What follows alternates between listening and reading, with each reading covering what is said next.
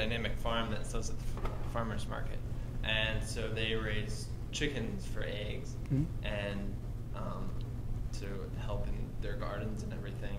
So, I mean, when they hatch a bunch of eggs and they get a bunch of roosters, well, what are they going to do with all those roosters? Right. They can't leave all those roosters because then they're going to have a bunch more eggs and they're going to have all these chickens.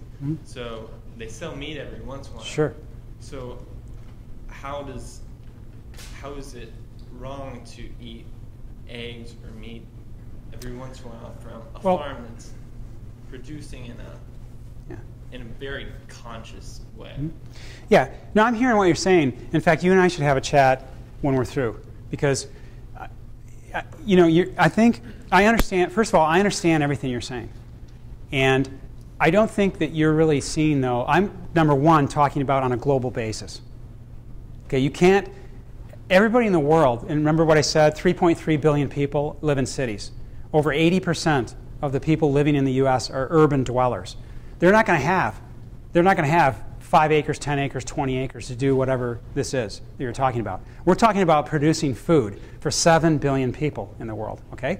So what you're talking about doesn't apply. So try to remember that. It doesn't apply. It's, you can't grow biodynamic. Everybody in the world can't have a chicken running around or an egg producing type of system. They can't have it.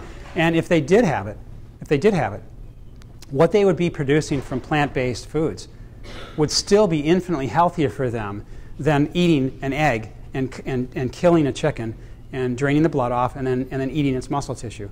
So you need to understand that too as a base.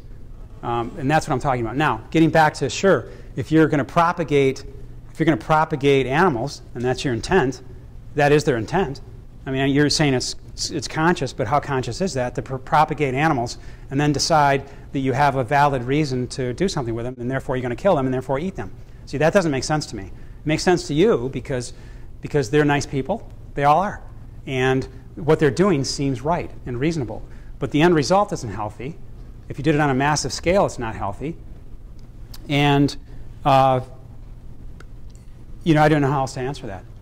So, but I'll talk to you more, you know, later, because I think we could go around a couple times with this.